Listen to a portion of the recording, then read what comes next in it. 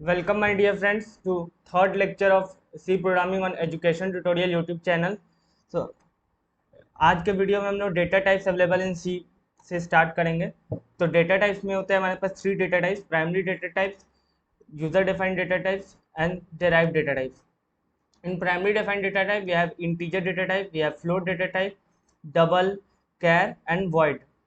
Void फिर हमारे पास primary data type को हम लोग फंडामेंटल डेटा टाइप भी कहते हैं। डेराइव डेटा टाइप में हमारे पास एरे एंड पॉइंटर्स आते हैं, और यूजर डिफाइंड डेटा टाइप में स्ट्रक्ट, यूनियन एंड इनम। तो प्राइमरी डेटा टाइप में जो इंटीजर है उसका रेंज होता है 3200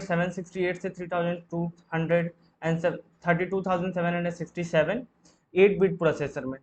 यह 2 to the power 18 से लेकर के 2 to the power 18 - 1 तक भी आप इसे समझ सकते हैं।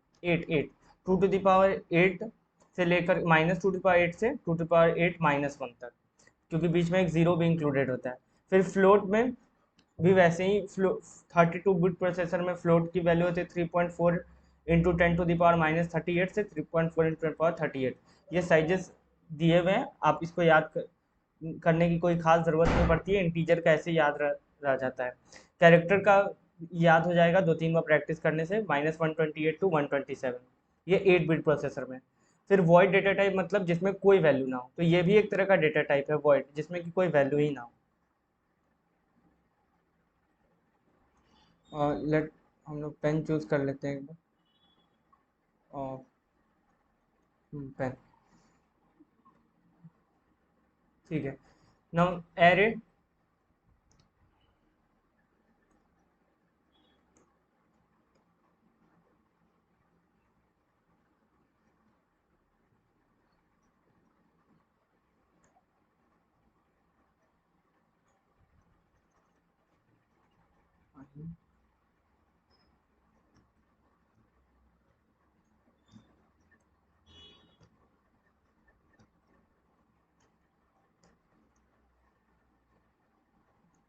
ठीक है।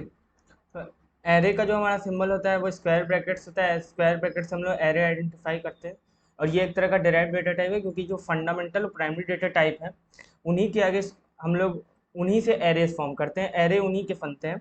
प्राइमरी या डिफाइंड डेटा टाइप के बाद स्क्वायर ब्रैकेट में साइज बताने से एरे बनता है। ये मैंने आपको लास्ट लेक्चर में बताया था एरे के बारे में। फिर पॉइंटर्स हम लोग स्टार से आइडेंटिफाई करते हैं, और ये डायरेक्शन, ये पॉइंट इनके नाम के अकॉर्डिंग ये पता चल रहा है कि ये पॉइंट करते हैं कि, किसी एड्रेस पे पॉइंट करते हैं। कोई भी ऑलरेडी डेटा टाइप से हमने अगर कोई वेरिएबल बनाया है, तो उस वेरिएबल के ही डेटा टाइप के ही टाइप के होते हैं पॉइंटर्स।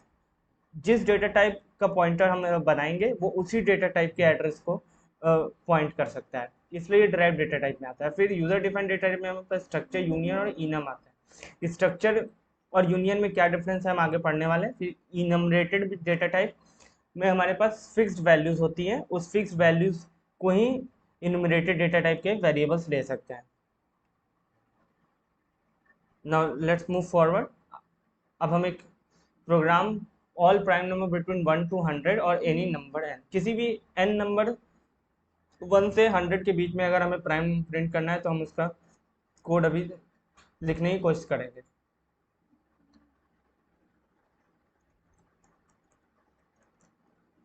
सबसे पहले हम लोग हेडर फाइल इंक्लूड करते हैं, तो #include_stdio.h। अब हम लोग एक फंक्शन यहाँ पे भी बना सकते हैं प्राइम नंबर चेक करने के लिए। तो देखिए, फंक्शन अगर हमें अपने फंक्शन बनाने हैं तो उसके लिए हमें एक सिंटेक्स होता है फंक्शन बनाने का जो फॉलो करना होगा। पर अभी आप फंक्शन बनाना नहीं सीखे हो, तो मैं बेसिक से बताता हूँ। डायरेक्ट हम लोग मेन में ही चेक करेंगे कि प्राइम नंबर है या नहीं। वर्ड मेन, हमने मेन में हमने स्टार्ट कर दिया अपना प्रोग्राम लिखना। अब हम वो डेटा टाइप लेंगे, मतलब हम एक नंबर यूज़र से इनपुट चाहेंगे प्राइम नंबर चेक करने के लिए, तो हम एक इंट एन ले लेते हैं। फिर हम लोग प्रिंटफ करके यूज़र को ये बताएंगे कि हम उससे एक नंबर एंटर करने के लिए बोलना चाह रहे हैं, तो एंटर अ नंबर। फिर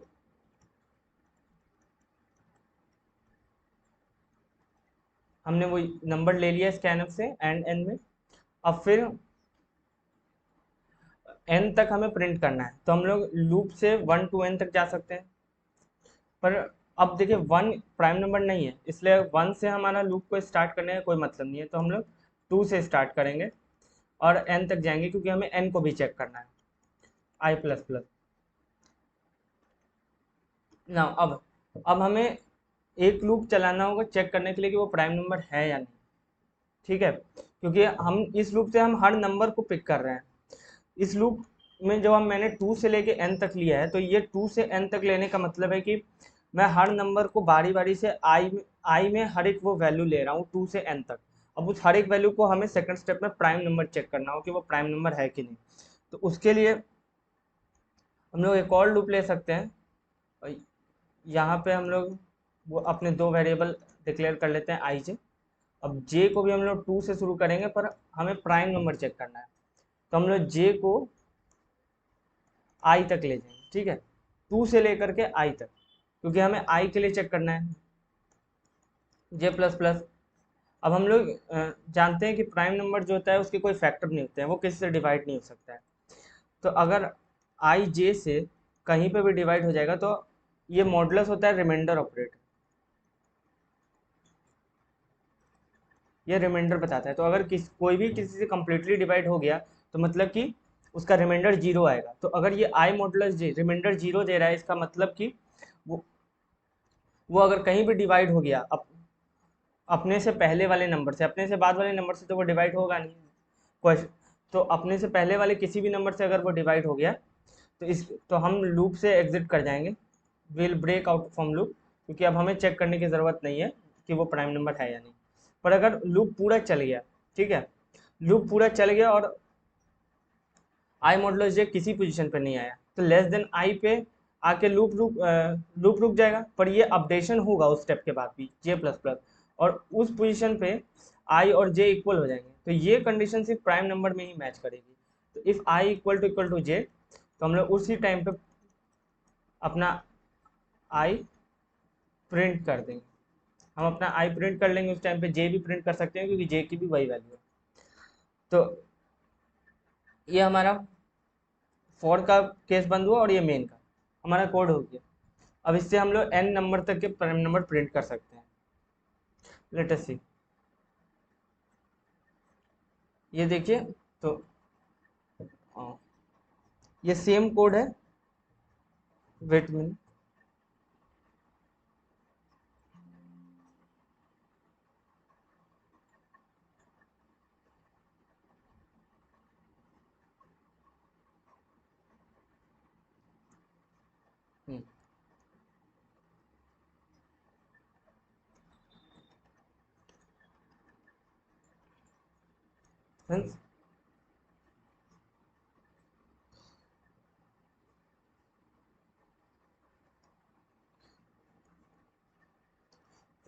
तो देखिए, ये जो भी मैंने आपको कोड जिस तरीके से समझाया, ये कोड उसी तरीके से हमने इंट मेन लिया, एन आई जे 3 वेरिएबल्स लिए हमने, एंटर लिमिट करने का यूज़र को, स्कैनर से हमने वो लिमिट चुन ली, फिर एन प्राइम नंबर्स हम प्रिंट करना शुरू कर रहे हैं। आई इक्वल टू 2 से n तक ले रहे हैं हम लोग, और j को भी 2 से i तक, और अगर वो पहले ब्रेक कहीं भी इक्वल टू 0 होता है तो ब्रेक कर देंगे, एंड अगर नहीं हुआ ब्रेक तो वो इक्वल हो जाएगा, तो उस पोजीशन पे हमारा वो प्राइम नंबर होगा। इसका हम आउटपुट भी देख सकते हैं। देखिए, तो क्वेश्चन था कि हमें 100 से प्रिंट करना है, इसलिए मैंने यहाँ 100 लिखा, और ये देखिए ये 100 तक का प्रिंट हो चुका है। अब देखिए, जो डेटा टाइप्स होते हैं, अभी मैं बता रहा था डेटा टाइप्स, बीच में मैंने जस्ट एक क्वेश्चन लिया थोड़ा ब्रशअप करने के लिए। तो ये डेटा टाइप्स में हमारे पास इंट कैर डबल जो है, इनके हमारे पास 2 टाइप्स ऑफ फॉर्मेट भी होते हैं, एक साइंड अनसाइंड। मतलब साइंड मतलब कि पॉजिटिव नेगेटिव दोनों वैल्यू लेंगे, अनसाइंड मतलब कि वो सिर्फ पॉजिटिव वैल्यू लेंगे। और शॉर्ट और लॉन्ग, तो शॉर्ट करने पर अगर किसी किसी किसी प्रॉब्लम में हमें उतने सारे मेमोरी की ज़रूरत नहीं है जो उनका डिफ़ॉल्ट मेमोरी है, तो हम लोग शॉर्ट करके उनका डिफ़ॉल्ट मेमोरी से कम मेमोरी एलोकेट कर सकते हैं डेटा टाइप को डिक्लेयर करते समय। और लॉन्ग से हम लोग थोड़ा ज़्यादा मेमोरी एलोकेट करते समय डिक्लेयर करते हैं। साइंड में पॉजिटिव नेगेटिव दोनों, अनसाइंड में सिर्फ पॉजिटिव। अब देखिए, ये हमारे कैरेक्टर्स हैं कुछ, ये कैर के ही स्पेशल कैरेक्टर्स में आते हैं। जैसे अगर हम लोग स्लैश भी कहते हैं, तो हमारा सी कंपाइलर से वर्टिकल टैब समझता है, slash colon single quote slash double double quote question mark black slash null. फिर देखिए मैंने आपको फर्स्ट स्लाइड में ही बताया कि एरे जो होता है वो स्क्वायर ब्रैकेट से सिंबलाइज होता है और पॉइंटर हमारा स्टार से, और ये पॉइंटर जो है हमारा एड्रेस के लिए होता है, address of any data type. ये जिस डेटा टाइप का क्योंकि ये डेराइव डेटा टाइप है तो जिस डेटा टाइप का ये डिक्लेयर होगा ये उसी का एड्रेस बताएगा। फिर एरे हमारा कलेक्शन ऑफ डेटा टाइप्स के लिए होता है, ये सेम डेटा टाइप्स के वैल्यूज को कलेक्ट करके रखता है, कलेक्शन। कॉन्स्टेंट्स के बारे में थोड़ा एक बताना चाहूँगा मैं, क्योंकि यहाँ पे हमने बताया बट कॉन्स्टेंट्स के बारे में, कैरेक्टर कॉन्स्टेंट्स। तो कॉन्स्टेंट्स हमारे पास दो तरह के हो सकते हैं, numeric and character. In numeric में भी हैव इंटीजर और रियल। तो इंटीजर कॉन्स्टेंट्स तो आप समझ रहे हैं 1 2 या कोई भी एक्सेट्रा। रियल कॉन्स्टेंट्स में हमारे पास रियल नंबर वाले कॉन्स्टेंट्स आ सकते हैं या फ्लोट डबल वाले कोई भी वैल्यू ले सकते हैं आप, जैसे 3.14 होता है पाई का, वो रियल कॉन्स्टेंट हो गया। ई का वैल्यू 2.7 समथिंग होता है तो ये भी एक कांस्टेंट हो गया। फिर कैरेक्टर कांस्टेंट में हमारे पास सिंगल कैरेक्टर और स्ट्रिंग कांस्टेंट होते हैं। तो सिंगल कैरेक्टर कांस्टेंट्स ही में ये सारे आते हैं, सिंगल कैरेक्टर कांस्टेंट। अगर आप सिर्फ ए भी लिखते हो तो ये भी सिंगल कैरेक्टर कांस्टेंट है। स्ट्रिंग कांस्टेंट में आप का कोई भी नेम स्ट्रिंग कांस्टेंट होता है, और स्ट्रिंग कांस्टेंट को आपको ऐसे डबल कोटेशन मार्क में लिखना होता है। नाउ अब यूजर डिफाइंड डेटा टाइप में स्ट्रक्चर हम लोग समझेंगे थोड़ा अच्छे से, स्ट्रक्चर के बारे में। तो स्ट्रक्चर का जो कीवर्ड होता है जिससे हम लोग स्ट्रक्चर बताते हैं कि ये स्ट्रक्चर है, वो है स्ट्रक्ट, STURUCT। स्ट्रक्ट का डिक्लेरेशन, स्ट्रक्ट को हम लोग डिक्लेयर कैसे कर सकते हैं, स्ट्रक्ट कीवर्ड हम लोग बताएंगे, फिर जो नेम से हम लोग डिक्लेयर कर रहे हैं, जैसे मान लिया जाए स्टूडेंट, तो हमने स्टूडेंट नेम से डिक्लेयर कर दिया, फिर हम ब्रैकेट्स देते हैं और ये सेमीकोलन, ये सेमीकोलन ब्रैकेट के बाद देना होता है, यही सिंबलाइज करता है। इसके बीच में हम लोग कोई भी डेटा टाइप के वैल्यूज ले सकते हैं, ठीक है। और ये यूजर डिफाइंड डेटा टाइप हो गया, मतलब ये स्टूडेंट एक ऐसा डेटा टाइप हो गया जो इंटीजर और कैरेक्टर दोनों वैल्यू स्टोर करेगा, इसलिए इसको यूजर डिफाइंड डेटा टाइप बोल रहे हैं हम लोग। इसको आपको यूज करना मैं बताता हूँ कैसे किया जाता है। जैसे मान लिया जाए हम एक प्रोग्राम लिख लें, इंक्लूड stdio.h void main, ठीक है। फिर अंदर में हम लोग इसको डिक्लेयर कैसे करते हैं, हम लोग स्ट्रक्ट स्टूडेंट, पूरा ये पूरा डेटा टाइप का नेम हो गया। इसके बाद हम लोग अपना वेरिएबल का नेम लेंगे, तो ये डिक्लेयर हो गया। अब हमें इसे इनिशियलाइज करना है, एस इक्वल टू, हम लोग ऐसे ब्रैकेट में इनिशियलाइज कर सकते हैं इसको। तो पहला वैल्यू कौन क्या ले रहा है, ये इंटीजर, तो आप पहला वैल्यू इंटीजर दे दो। दूसरा ये कैरेक्टर ले रहा है तो आप कैरेक्टर दे दोगे, ठीक है। अब अगर आप इसको प्रिंट करना चाहते हो इसके वैल्यू को, तो आपको देखो पहला इंटीजर है तो %d कर रहा हूँ, फिर कैरेक्टर है %c कर दिया, कॉमा ऑपरेटर लगाते हैं, प्रिंटफ का ये सिंटेक्स है। फिर कैसे हम लोग वैल्यू एक्सेस करेंगे स्ट्रक्चर के डेटा टाइप में, क्योंकि स्ट्रक्चर में एक से ज़्यादा डेटा टाइप होते हैं। तो हम लोग स्ट्रक्चर का जो वेरिएबल है उसका नेम लिखते हैं, फिर डॉट लगाते हैं, डॉट लगा करके हमने जो भी वेरिएबल नेम डिक्लेयर कर रखा है अंदर स्ट्रक्चर में उसका नाम देते हैं, तो उसमें जो भी वैल्यू स्टोर हुई है हमारे डेटा टाइप में वो आ जाती है, s.x और s.s, ये कैरेज। तो यहाँ पे एरर नहीं होगा क्योंकि ये एस हमने मेन में यहाँ डिक्लेयर किया, और ये कैरेक्टर का एस वहाँ स्ट्रक्चर के इसको ब्लूप्रिंट कह सकते हो आप, ये डेटा टाइप का ब्लूप्रिंट है उसमें स्टोर्ड है, सेमीकोलन और हमारा मेन बंद। अब देखिए ये ये जो है ये हमारा स्ट्रक्चर का हो गया। स्ट्रक्चर में अब देखिए आप ये भी सोचें कि ये स्ट्रक्चर जब हमने डिक्लेयर किया तो एस को कितनी मेमोरी एलोकेट हुई होगी, तो एस को एक इंटीजर की मेमोरी एलोकेट हुई होगी और एक कैरेक्टर की मेमोरी एलोकेट हुई होगी। तो इंटीजर का अगर बाय डिफ़ॉल्ट 4 बाइट्स लेते हो आपके में और कैरेक्टर का 1 बाइट, तो 5 बाइट्स की इसकी मेमोरी एलोकेट हुई होगी। नाउ यूनियन, तो यूनियन भी सेम है, स्ट्रक्चर की तरह डेटा टाइप है, इसका यूनियन, इसका कीवर्ड भी यही है, यूनियन ही है पूरा इसका कीवर्ड। अब इसमें इसको भी वैसे ही हम लोग डिक्लेयर करते हैं यूनियन। मान लिया जब हमने कोई भी डेटा टाइप लिया प्राइस, इसमें आप int x int y union declare कर दिया हमने, हैश इंक्लूड, एक प्रोग्राम बस लिख रहे हैं हम लोग, stdio.h void main union price P1 हमने डिक्लेयर किया। अब P1 में हम लोग दो वैल्यूज नहीं दे सकते हैं। यूनियन और स्ट्रक्चर में यही डिफरेंस है कि हम लोग यूनियन में दो वैल्यूज नहीं दे सकते, एक ही वैल्यू देंगे यूनियन में। अब देखिए, क्योंकि यूनियन का जो मेमोरी एलोकेशन है वो सिर्फ एक ही मेमोरी एलोकेट करता है मैक्सिमम में। यहाँ इंटीजर डेटा टाइप है दोनों, तो वो इंटीजर ही डेटा टाइप की मेमोरी एलोकेट करेगा, और उसमें हम लोग एक्स या वाई में से किसी एक में जिसमें भी वो वैल्यू ले लेगा। जैसे हमने P1 इक्वल टू, हम लोग P1 इक्वल टू डायरेक्ट नहीं लिख सकते यहाँ पे, क्योंकि ये यूनियन है, इसमें एक से ज़्यादा डेटा टाइप है, तो कंपाइलर को समझना होगा कि वो कौन से वेरिएबल में डालेगा। तो हम लोग यहाँ डॉट ऑपरेटर से P1 डॉट एक्स करेंगे, इसमें 3 डाला हमने, तो अब y में भी 3 ही हो गया होगा। अगर हम लोग y में कुछ नहीं डालते, हम लोग प्रिंटफ में बस %d comma P1 dot Y भी कर देते हैं यहाँ पे, तो वो आउटपुट में हमारा 3 ही प्रिंट होगा। इसमें आउटपुट में 3 ही प्रिंट होगा, क्योंकि इसमें कॉमन मेमोरी होती है स्ट्रक्चर और यूनियन में। तो यही डिफरेंस है स्ट्रक्चर और यूनियन में, कि स्ट्रक्चर में जो है हमारे पास, स्ट्रक्चर में जो मेमोरी एलोकेट हुई हर एक डेटा टाइप डिक्लेयर की मेमोरी एलोकेट हुई, और यूनियन में सिर्फ एक ही मेमोरी एलोकेट होती है मैक्सिमम वाली। देखिए enumerated data type, enumerated data type इसका जो कीवर्ड है वो है enum। अब इसमें क्या होती है खासियत कि enum जब हम लोग बनाते हैं कोई, जैसे enum हमने बनाया e, तो हम लोग ऐसे ब्रैकेट्स में उसके सारे वेरिएबल्स दे देते हैं, सारे वैल्यूज जो वो ले सकते हैं, जैसे 1 2 3 हमने लिख दिया। तो अब हम लोग जो भी डिक्लेयर करेंगे enum e डेटा टाइप से अपना वेरिएबल, वो सिर्फ यही तीनों वैल्यूज लेगा।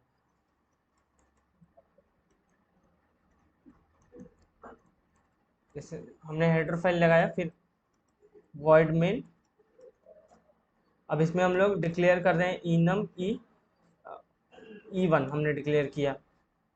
तो अब E1 में हम लोग 1 2 3 के अलावा और कोई वैल्यू नहीं दे सकते हैं। E1 इक्वल टू 2 हम लोग देंगे, तो हम लोग अब printf %d कॉमा E1 हम लोग कर सकते हैं यहाँ पे। ठीक है।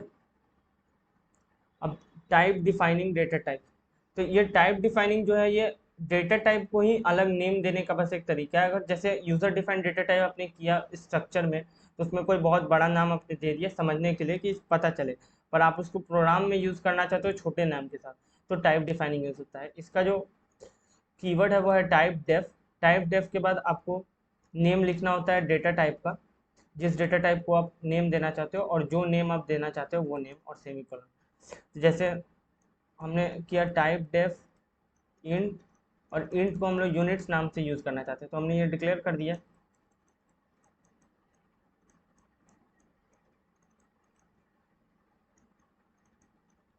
अब हम लोग अपना प्रोग्राम लिखना स्टार्ट कर रहे हैं। प्रोग्राम में हम लोग यूनिट्स भी अगर हम लोग लिखते हैं यूनिट्स ए, तो अब ये units a integer he data type का बन जाएगा। तो ये यही टाइप डिफाइनिंग का यूज़ होता है। जैसे हम लोग स्ट्रक्चर में इसको यूज़ कर सकते थे, पर यहाँ मैं अभी बेसिक एग्जांपल से आपको बता रहा हूँ कि यूनिट्स ए लिखा हमने, तो ये इंटीजर डेटा टाइप का ही डिक्लेयर हो गया। हम लोग ए इक्वल टू हमने 3 डाला, और हम लोग कुछ भी, मतलब ये सिंपल प्रोग्राम में प्रिंट कर रहा हूँ ए। तो ये आपको समझाने के लिए था कि टाइप डेफ जो है ये बस नेम देने के लिए होता है, किसी भी डेटा टाइप, जो डेटा टाइप हम लोग चाहते हैं उसको एक अलग नेम देने के लिए ये टाइप डेफ यूज होता है। अब एक और क्वेश्चन हम देख लेते हैं। Write a program to print half pyramid using star. देखिए ये इस तरह का हमें स्टार पैटर्न प्रिंट करना है, तो हम लोग कैसे सोचना शुरू करें। हम लोग देखें कि ये first row, second row, third row, fourth row and fifth row, हमारे पास 5 रो है। 1 2 3 4 5 कॉलम भी है हमारे पास। तो ये हम लोग एक रो के लिए एक वेरिएबल ले सकते हैं कि आई, तो ये 0 से 1 2 3 और 4, और जे के लिए हम लोग ले सकते हैं 0 1 2 3 3 एंड 4। अब देखिए यहाँ पे हम लोग देखते हैं कि लिखते हैं कि कितने नंबर ऑफ स्टार्स हैं हमारे पास। तो यहाँ 0 आई के वैल्यू के लिए हमारे पास 5 स्टार्स हैं, 1 आई के लिए 4 3 2 1, तो इसका हम लोग आई से रिलेशन किस तरीके से देख सकते हैं? देखिए, अगर हम लोग 5 माइनस आई कर रहे हैं तो आई 0 होने पे 5, आई 1 होने पे 4। इसका मतलब इस तरीके से अगर हम लोग लिखते हैं इसे,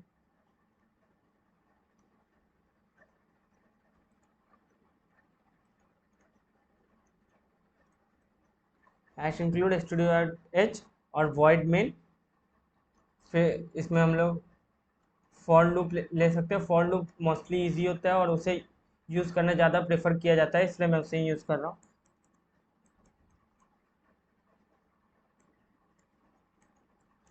हमें 0 से लेके 4 तक आई को ले जाना है। यहाँ देखिए, तो हम लोग 5 से अगर लेस लेंगे तो 4 तक ही वो एग्जीक्यूट होगा। देखिए, ये कॉलम्स हमें कॉलम्स हमारा डिसाइड कर रहा है कि कितने नंबर बार हमारा कॉलम एग्जीक्यूट होना चाहिए किसी भी रो में, क्योंकि रो का हमने लिख दिया है। तो देखिए, कॉलम्स का हमने रो से रिलेशन निकाला कि जो भी कॉलम है वो 5 माइनस आई टाइम्स एग्जीक्यूट हो रहा है, इसलिए हम लोग जे इक्वल टू 5 माइनस आई लिख देंगे। और फिर अब जे 5 माइनस आई है तो 5 है, 4 है, 3 है, 2 है, तो जे फर्स्ट टाइम में 5 टाइम्स भी एग्जीक्यूट होना चाहिए। तो इसके लिए अगर वो जे 5 वैल्यू लेगा तो उसे 5 टाइम्स एग्जीक्यूट होने के लिए कहाँ तक की लिमिटिंग कंडीशन हम ले सकते हैं? ग्रेटर देन 0 तक अगर रहता है तो 5 से 1 तक जाएगा तो 5 टाइम एग्जीक्यूट हो जाएगा वो। तो इसमें हम लोग ये डिक्रीमेंट ले रहे हैं हम लोग। अब हम लोग प्रिंट एफ,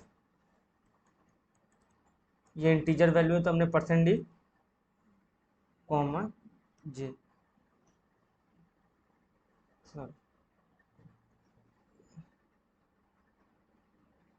देखिए यहाँ पे ये नहीं होगा परसेंट डी, क्योंकि हमें स्टार प्रिंट करना है, हमें यहाँ कोई नंबर नहीं प्रिंट करना था।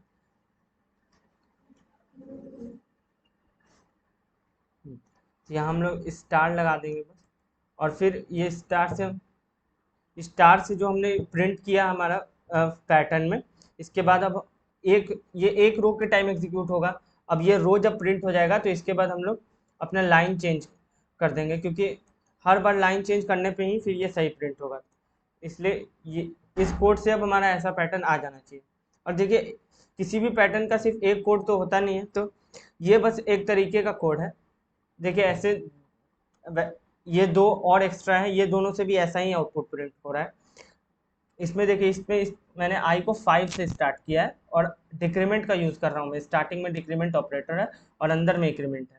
फिर इसका जस्ट ऑपोजिट, स्टार्टिंग में इंक्रीमेंट और अंदर में डिक्रीमेंट। दोनों डिक्रीमेंट दोनों इंक्रीमेंट इस तरीके से भी आप कर सकते हैं। आप ट्राई करके देखिएगा एक बार।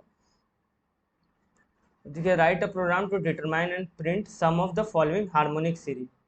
हार्मोनिक सीरीज आप जानते हैं 1+1/2, मतलब इनवर्स टाइप वो सम रहता है। अब इसका हमें सम प्रिंट करना है।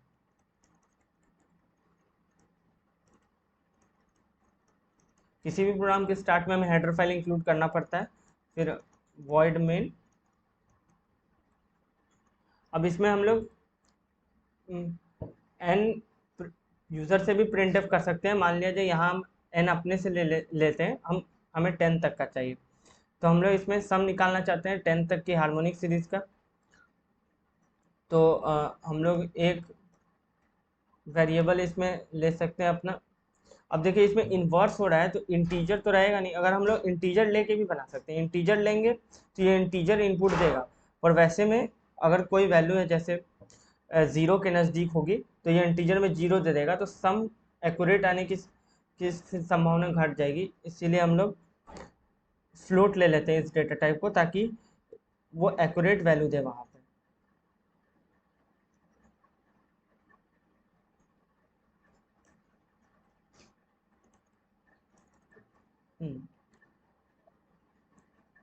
हम लोग कलर भी चेंज कर लेते हैं वॉइड में। अब हम लोग फ्लोट सम ले रहे हैं। अब हम लोग एक लूप से, क्योंकि देखिए इसमें कंटिन्यूअस 1 से लेकर के जा रहा है, 1 2 3 4 डिनोमिनेटर में, तो हम लोग 10 तक करने वाले हैं। तो हम लोग आई को 1 से 10 तक इंक्रीमेंट कर सकते हैं। i इक्वल टू 1 से i less than equal to 10 तक i प्लस प्लस हम लोग कर रहे हैं इंक्रीमेंट। ना यहाँ पे हमें सम को इनिशियलाइज कर देना चाहिए था 0 से, नहीं तो ये कोई भी रैंडम वैल्यू कंप्यूटर जो डालेगा उस डेटा टाइप में, उससे सम बहुत ज़्यादा आ सकता है या कम आ सकता है, मतलब वो प्रेडिक्टेबल नहीं होगा फिर। इसीलिए यहाँ पे हमें सम को इनिशियलाइज कर देना चाहिए 0 से, ताकि वो सही से आउटपुट दे हमें। सम इक्वल टू 0, तो सम इक्वल टू सम, हर बार हमें सम में ही प्लस करना है, तो सम इक्वल टू हम लोग सम प्लस कर रहे हैं, और ये देखिए 1.0 डिवाइड बाई आई, क्योंकि हमें फ्लोट में आउटपुट चाहिए। डिवीजन ऑपरेटर का ये फंक्शन होता है कि अगर वो इंटीजर इंटीजर डिवाइड करेगा तो वो इंटीजर आउटपुट देगा, तो इंटीजर आउटपुट देने पे वही प्रॉब्लम होगी जो हम लोग इंट सम लेते तो होती, इसलिए हम 1.0, अगर एक भी फ्लोट होगा तो वो पूरा डिवीजन का क्वेश्चन जो है वो फ्लोट तक डिवाइड करता है। तो sum equal to sum plus 1.0 by i, और अब ये हमारा सम हो गया। इसके बाद हम लोग डायरेक्ट इसे प्रिंट कर सकते हैं, प्रिंट एफ %f कॉमा सम, ये हम और मेन बन, तो अब हमारा जो प्रिंट हो जाएगा ये हार्मोनिक सीरीज का सम अब हम से प्रिंट हो जाएगा हमारा। देखिए हमें इस तरीके से भी कर सकते हैं, हमने फ्लोट हार्मोनिक सम लिया एक्स सम 0.0 से इनिशियलाइज किया, और अब इसमें मैंने वाइल लूप से बताया है, तो while i less than equal to n x m plus equal to, अब ये प्लस इक्वल टू जो है इसे हम लोग शॉर्ट हैंड ऑपरेटर भी कहते हैं, शॉर्ट हैंड, क्योंकि ये है, ये क्या करता है कि लेफ्ट साइड में जो भी ऑपरेटर है उसी के वैल्यू से सम करके उसी में असाइन करता है, मतलब यहाँ जो भी चीज़ होगी इस चीज़ को इसी से सम करके असाइन करेगा, जो हमने लास्ट में हम कर रहे थे, इस वेरिएबल को इसी की पुरानी वैल्यू से सम कर रहे थे, इसी चीज़ को इस तरीके से शॉर्ट हैंड में लिखा जाता है, मतलब इसी वेरिएबल को इसकी पुरानी वैल्यू से सम करके लिख देना, ठीक है। नाउ अब देखिए, तो हमने इसमें आई को इंक्रीमेंट करते गए, ये वाइल लूप का केस है इसीलिए, और फिर हमने harmonic some is %f HSM कर दिया। यहाँ मैंने एग्जांपल भी लिया n इक्वल टू 3 के लिए, तो ये सही आउटपुट आ रहा है, देखिए। अब देखिए फिबोनाची सीरीज, तो फिबोनाची सीरीज भी कुछ बोलते हैं इसको, फिबोनाची सीरीज भी बोल सकते हैं, मतलब ये स्पेलिंग यही है फिबोनाची सीरीज की। अब देखिए ये फिबोनाची सीरीज होती है, ये एक लॉजिकल सीरीज है, ये ऐसे ही नहीं लिखी हुई, तो इसको देखते हैं कि ये ऐसी सीरीज क्यों है लॉजिकल। तो इसमें क्या होता है, जो फर्स्ट टर्म होता है वो 0 फिक्स है, और सेकंड टर्म भी 1 फिक्स है, इसके बाद जो टर्म्स हैं उनमें एक पर्टिकुलर कोई लॉजिकल पैटर्न देखने को मिलता है।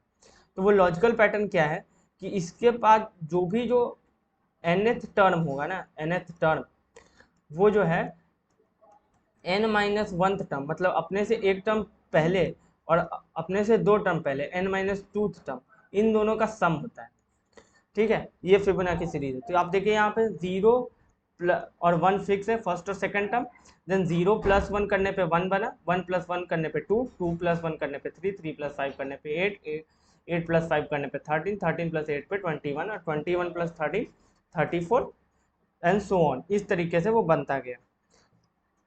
अब हमें अगर सी में प्रोग्राम लिखना है इस फिबोनाची सीक्वेंस को यूज करने का, और ये क्वेश्चन है कि हमें फॉर लूप को यूज करते हुए फिबोनाची सीरीज प्रिंट करना है, तो हम लोग इसमें सबसे पहले अपना हेडर फाइल इंक्लूड करेंगे, #include stdio.h।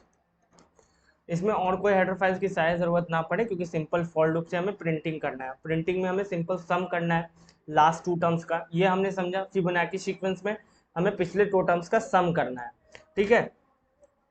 चलिए मेन एग्जीक्यूट करते हैं, मतलब main part of the program. अब इसमें हमें क्या कोई वेरिएबल्स लेने पड़ सकते हैं, फिबोनाची सीरीज प्रिंट करना है, 0 1 से स्टार्ट करना है, तो जो टर्म प्रिंट करना है हमें वो टर्म तो लेना पड़ेगा। तो हम लोग इसमें हम लोग एक मिनट, ये इसको मैं मिटा देता हूँ, कहीं बाद में इसे देखने में मतलब लगे नहीं कि ये क्या है, इसीलिए इसे हमने मिटा दिया। नाउ अब हम लोग पेन फिर से चूज करेंगे। चलिए, जिस टर्म को हमें टर्म में मेन जो सीरीज हमें प्रिंट करना है, तो किसी वेरिएबल में वैल्यूज लेना होगा, उसके लिए हमने टर्म लिया। अब हमें उसके एक पहले वाले टर्म का वैल्यू हमेशा स्टोर करके रखना होगा। क्यों? क्योंकि हमें सम करना है, हमें पिछले दो टर्म्स को सम करना है। तो सम अपने आप नहीं होगा, उन दो वैल्यूज को हमें बार बार रिटेन करना होगा, मतलब पकड़ना होगा, ग्रैस्प करना होगा। तो उसके लिए हमें लास्ट टू टर्म्स भी चाहिए होंगे, टर्म वन और टर्म टू। पर देखिए इसमें एक इनिशियल कंडीशन भी है कि जो फर्स्ट टर्म है और सेकंड टर्म है वो 0 और 1 था। तो फर्स्ट टर्म हमने 0 ले लिया, सेकंड टर्म 1 ले लिया, सबसे स्टार्टिंग केस के लिए। अब देखिए एक और बात है कि अगर हम लोग अपने टर्म को इनिशियलाइज नहीं करेंगे तो सम जो प्रिंट होगा वो एरर आएगा। क्यों? क्योंकि रैंडम या गार्बेज वैल्यू जिसे कहते हैं, मतलब कंप्यूटर के अनुसार उसमें कोई भी वैल्यू डाल दी जाती है। तो जब वो इन दोनों का सम हम करके इसमें डालेंगे तो वो एक्स्ट्रा वैल्यूज दे सकता है, इसलिए हमने इसको भी 0 से इनिशियलाइज किया। ठीक है, अब टर्म 0, टर्म 1 और टर्म 2। अब देखिए यहाँ हम लोग एक n ले सकते हैं जिससे हम लोग कहेंगे कि उतने नंबर ऑफ टर्म्स तक प्रिंट करना है। पर ठीक है, मैं यहाँ 10 टर्म्स तक प्रिंट करने का कोड लिख रहा हूँ, ठीक है, इसलिए मैं वो नहीं ले रहा हूँ। तो हम लोग फॉर लूप लगाएंगे, for int i equal to 0, i less than 10। ये बस लूप को 10 बार एग्जीक्यूट करने के लिए है कि i को कितने बार लूप को एग्जीक्यूट करना है। फॉर लूप लग गया, हमने ब्लॉक ओपन किया। अब फॉर लूप में हमें क्या करना है? तो सबसे पहले देखिए हमें जो करना है, प्रिंट करना है फिबोनाची सीरीज। तो हमने प्रिंटफ क्या कर दिया, सर यहाँ पे ये नहीं होना चाहिए, यहाँ पे हमने इसे मिटा दिया। अब हम अपना पेन ले लेंगे वापस से, ठीक है। तो प्रिंटफ %d कॉमा टर्न, हम लोग टर्न को सबसे पहले प्रिंट कर देंगे। और इसलिए भी इसे पहले प्रिंट किया क्योंकि फर्स्ट टर्न हमारा 0 ही है, तो टर्न को मैंने इसलिए उसी से इनिशियलाइज किया है 0 से, ताकि वो टर्न प्रिंट हो जाए। उसके बाद जो टर्म को अपडेट होना है नेक्स्ट टाइम जब लूप एग्जीक्यूट होगा, तो नेक्स्ट टाइम लूप एग्जीक्यूट होने से पहले जब टर्म प्रिंट होगा तो उसकी वैल्यू हमें अपडेट कर देनी है। तो अब टर्म का सिंपल फॉर्मूला है जो फिबोनाची का लॉजिक है कि वो लास्ट टू टर्म्स का सम होगा। तो term equal to term 1 plus term 2, ये हमने कर दिया। अब इसके बाद टर्म 1 और टर्म 2 की भी वैल्यूज बदलते रहेंगी। क्यों? क्योंकि सीरीज में जब आपका टर्म आगे वाला टर्म बन जाएगा तो पिछले दो टर्म्स आप बदल जाएंगे। जैसे 0 1 था, फिर 1 आया, तो पहले ये लास्ट टू टर्म ये था, पर अब इसके बाद वाले टर्म के लिए टर्म 2 ये हो गया और टर्म 1 ये हो गया, तो 2 ये बन गया इन दोनों का सम।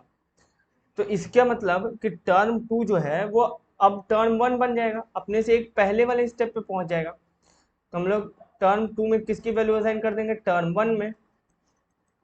और टर्म 1 अब क्या हो जाएगा? वो खुद टर्म बन जाएगा। देखिए पहले जो टर्म था, ये टर्म था पहले, तो 0 प्लस 1 होने के बाद अब ये फर्स्ट टर्म बन रहा है, first term.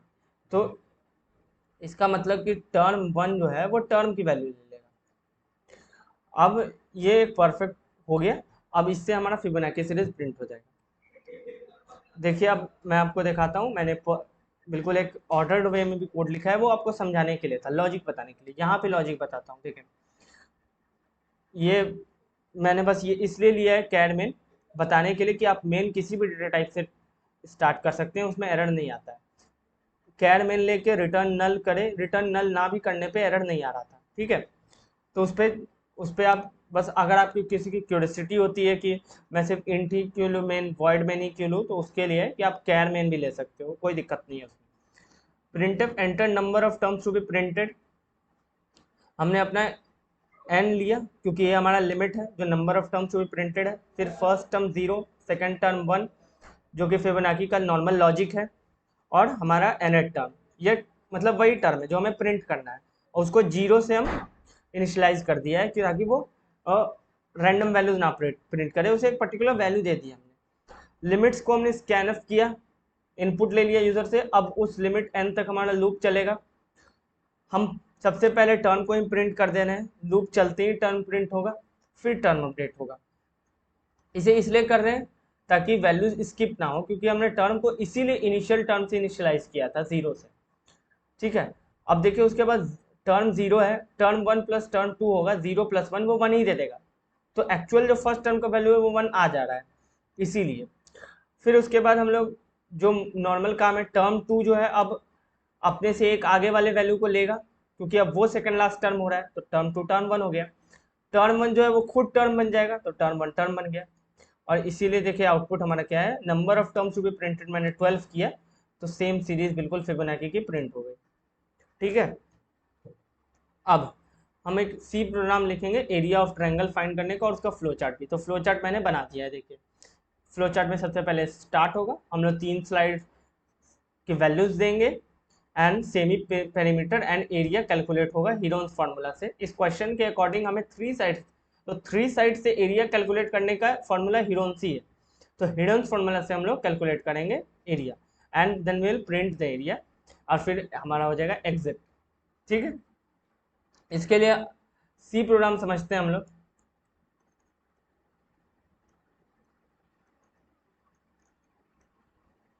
Hash include stdio.h। देखिए यहाँ पे हेडर फाइल सही से लिखिएगा stdio.h, नहीं तो कुछ लोग इसे गलती लिख देते हैं और फिर एरर आता रहता है। ठीक है, कुछ लोग गलती लिख देते हैं stdio.h के जगह पे। void main, अब void main में हमें क्या करना है, एरिया निकलना है। तो हम लोग साइड्स की वैल्यू देखिए इंटीजर हो ऐसे ज़रूरी नहीं है ट्रायंगल में, इसलिए साइड्स की वैल्यू हम लोग फ्लोट ले रहे हैं। तो हम लोग ए बी सी हमने 3 स्लाइड्स ले लिए। अब हीरोन्स फार्मूला आपको अगर याद हो तो देखिए हीरोन्स फार्मूला होता है के अनुसार एरिया जो है वो under root of S into S minus A into S minus B into S minus C होता है, और एस जो होता है हमारा सेमी पेरीमीटर है, A plus B plus C by 2। ठीक है, तो उसके लिए हमें सेमी पेरीमीटर का भी एक वैल्यू लेना होगा एस, एन एक हमारा एरिया होगा। तो हमने डिक्लेरेशन सारे यहीं कर दिए। अब हम लोग प्रिंटफ से कहेंगे कि enter a b c, enter 3 sides हमने बोल दिया। देखिए फ्लो चार्ट के अकॉर्डिंग भी मैं चल रहा हूँ, इनपुट 3 स्लाइड्स। अब देखिए डिक्लेरेशन फ्लो चार्ट में नहीं बताना है, वो डिफॉल्ट चीजें होती है, कुछ डिफॉल्ट चीज होती है जो आपको फ्लो चार्ट में नहीं बताना होता है। फ्लो चार्ट में आपको इनपुट आउटपुट प्रोसेसिंग पार्ट बताना होता है। तो देखिए प्रोसेसिंग पार्ट में ही डिक्लेरेशन आ जा रहा है, फ्लोट एबीसी को डिक्लेयर करना। तो ये डिक्लेरेशन हम लोग नीचे भी कर सकते हैं। ठीक है, ये प्रिंटफ बताना कि इनपुट चाहिए मुझे। अब इनपुट चाहिए तो स्कैनफ से हम लोग इनपुट लेंगे। हम लोग 3 साइड से एक साथ डालने के लिए बोले हैं, तो हम लोग स्कैनफ में परसेंट डी हमने 3 बार ले लिया, और कॉमा ऑपरेटर से उनके एड्रेसेस पे हम लोग वैल्यूज डाल देंगे एक ही बार में स्कैनफ में। ठीक है, अब हमें वैल्यू मिल गई। अब हमें एरिया कैलकुलेट करना है, एरिया डिक्लेयर्ड है, तो सबसे पहले हमें एस कैलकुलेट करना होगा। तो एस को हमने लिखे ए प्लस बी प्लस सी ब्रैकेट में डिवाइड बाई 2.0, सेमी पेरीमीटर हमें मिल जाएगा। अब सॉरी, सेमी पेरीमीटर मिल गया हमें। अब हम लोग एरिया कैसे कैलकुलेट कर सकते हैं, एरिया इक्वल टू हमें क्या करना है, S asterisk S minus A asterisk S minus B asterisk S minus C. अब देखिए इसका हमें स्क्वायर रूट कैलकुलेट करना है, तो स्क्वायर रूट हमें कैलकुलेट करना है, उसके लिए हमें डायरेक्ट नहीं आता है। मैंने पिछले क्लास में भी आपको स्क्वायर रूट का फंक्शन बताया था कि वो मैथ डॉट एच में होता है, hash include math dot H. देखिए प्रोग्राम में हम हैश इंक्लूड वाले डायरेक्टिव्स को एक लाइन में नहीं लिख सकते हैं, वो एरर देगा, इसे नीचे ही लिखना होता है। यहाँ स्पेस नहीं है, इसलिए मैं यहाँ लिख के बता दे रहा हूँ कि मैंने hash include math dot H लिया है, और उसी से मैं ये फंक्शन का डेफिनेशन होता है एस2आर टी वाला, एस2आर में कॉल करता हूँ एस2आर। तो square root of this is our area. अब कुछ नहीं हमें करना है, अब हम लोग सीधे प्रिंट कर देंगे अपना area, percent F comma area, तो हमारा एरिया इससे प्रिंट होके आ जाएगा। ठीक है, अब देखिए वही सेम कोड थोड़े सिस्टमेटिक में, और जो आउटपुट आया, मैं आपको एक्सपेक्टेड आउटपुट नहीं दिखाता हूँ, मैं वही आपको दिखाता हूँ जो आउटपुट आया है एक्चुअली। तो stdio.h मैथ डॉट एच, अब देखिए इसमें मैंने डबल मेन ले लिया। तो ये बस आपको मैं बताना चाह रहा हूँ कि इंट मेन वर्ड मेन जरूरी नहीं है, आप डबल मेन कोई भी मेन ले सकते हो। ठीक है, तो मैंने डबल डबल डेटा टाइप ही होता है, फ्लोट से थोड़ा ऊपर का होता है, वो फ्लोट ही वैल्यू ही रखता है, पर मेमोरी उसकी ज़्यादा एलोकेट होती है फ्लोट से। ठीक है, तो हमने float ABC S area same चीज, प्रिंट एफ स्कैन एफ